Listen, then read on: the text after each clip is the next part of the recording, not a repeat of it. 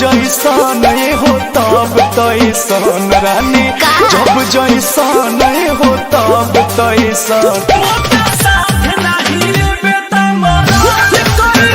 अच्छा